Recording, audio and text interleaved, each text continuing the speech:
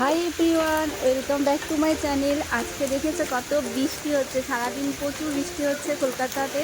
কলকাতা নয়, কলকাতার বাইরেও প্রচুর বৃষ্টি হচ্ছে সব জায়গাতে। তো আজকে কি খাওয়া দাওয়া করা যায় সে বিষয়ে একটু চিন্তা ভাবনা করলাম। করার পর মা বলতে আমার ছোটো মেয়ে বলছে আজকে বাসন্তী পোলাও খাবে আর আলুর দম খাবে, সাথে পায়েস। তো আজকে সেই রেসিপিগুলো রান্না হচ্ছে, তো সেগুলো কীভাবে রান্না করছে আমার মা সেগুলো তোমাদের সাথে শেয়ার করবো। বাইরে দেখো কী হারে বৃষ্টি হচ্ছে। তো চলো রান্নাঘরে যাওয়া যাক। মা প্রথমে কড়াই বসিয়ে তারপর হচ্ছে দারচিনি, এলাচ এসব গরম মশলা ধাতো করে কড়াইতে দিয়ে দিল।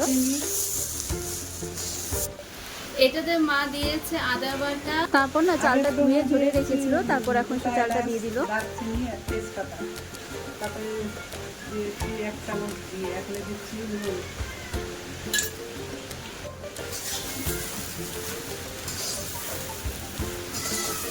এটা গোবিন্দভোগ চাল দিয়ে রান্না হচ্ছিল আজকে বাসন্তী পোলাওটা, খুব তাড়াতাড়িও হয়ে যায়।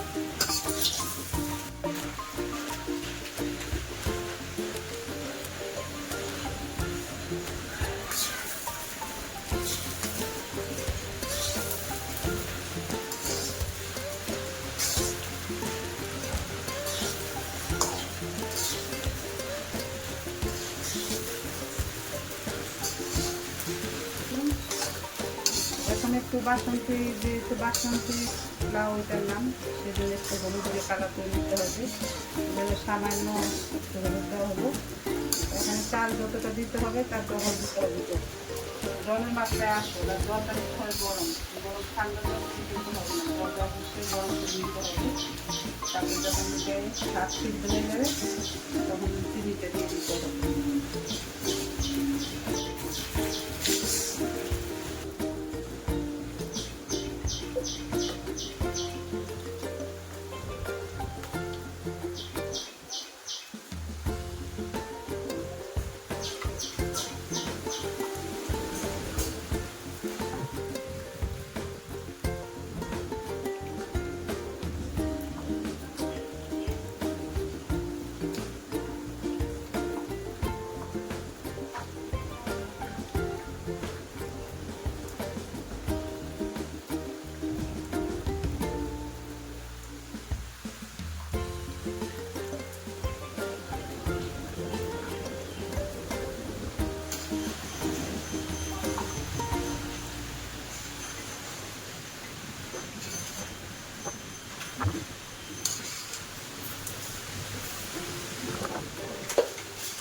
দিয়ে দিচ্ছি স্বাদ মতো চিনি, যে যেভাবে পছন্দ করে, কেউ বেশি খায় কেউ কম খায়।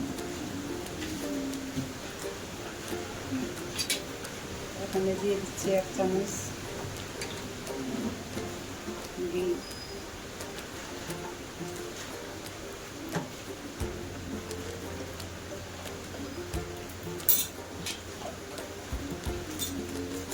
আর দিয়ে দিচ্ছি সামান্য শাহি গরম মশলা।